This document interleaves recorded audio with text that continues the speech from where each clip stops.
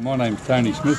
I'm a descendant of Cyril and Adeline Smith, who came to Caloundra in Army Reserve, which was released for returned servicemen, and my dad bought a block on a track now known as Bell Street, and his sergeant bought a block on a track now known as Ann Street. And the streets were named after the dad's sergeant's wife, Ann Bell.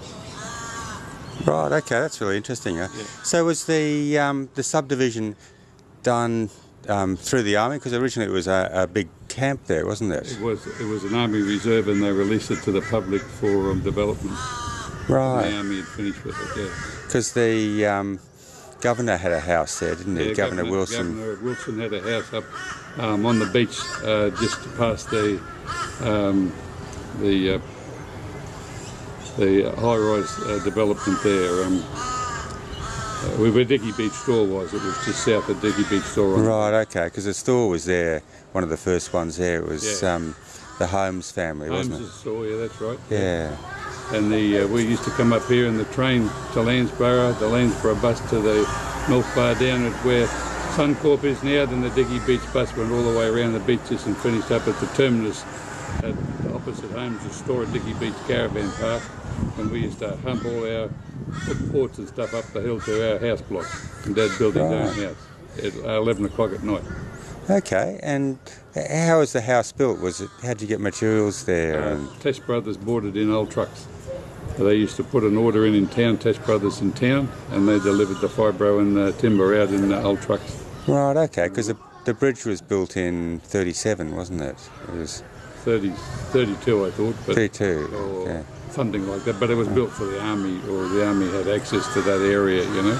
And the Governor's house, of course, would have been part of that. Probably why it was built, because the Governor built there. And what was the wreck of the Dicky like then? Oh, it was about 8 or 10 feet tall when I was a little fella, and it's gradually worked its way down. It was over 6 foot tall about 30 years ago when my girls were small, and it's gradually worn down pretty swiftly toward the end. But in 1932 it had a top deck on it, and I've got a picture of a family come from Peachester. I used to camp at Dicky Beach every year. They'd take them 2 days to get over in a horse and cart. They had dairy farms at Peachester. Right. So in that post-war period, you would have been a young fella there, wouldn't you? Yeah. So did you have holidays there? Every holiday. Every holiday. Yeah. And were there many people around? Nothing. We had the 6th house on Dicky Beach. Right, There okay. was nobody. We used to walk to Point Cartwright, get up at 5 in the morning, walk there with no water, swim the river, walk up to the shops, get a small Coke for 6pence, walk back, swim the river, walk back to the beach and get home at 2 o'clock. Wow, yeah. And picked up all the debris we could carry along the way. It had some value to us.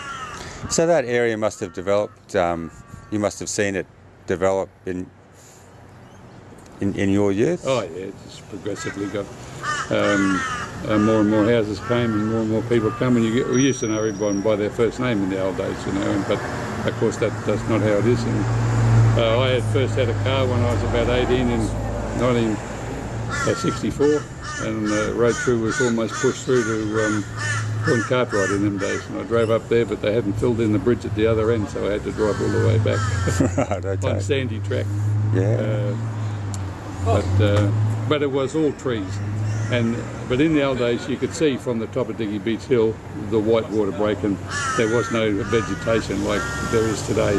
It was all just open grassland. It was cattle country, and they whinge about cutting down a tree now, but in the old days there was no trees at all.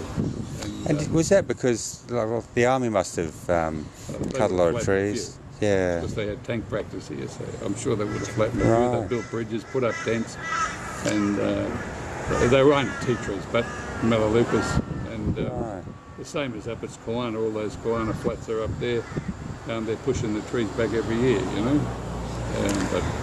So was your dad in the Army here in Caloundra at all? I think he did his training here. That's how come he used to know the place. Otherwise he wouldn't have known it if he hadn't been here, because they never had cars like they did. So your family came from Holland Park, yeah. Right, okay. Yeah. And we had old cars 37 Chrysler with a Dicky seat. We used to bring a lot of stuff up in that, and then we had a Vauxhall Velox, then we had a Vauxhall Wyvern. But we used to come up full of nails and screws, and everything that Dad needed for his house was under our feet in the car somewhere. And there was lots of timber and cover stripping tied to the roof.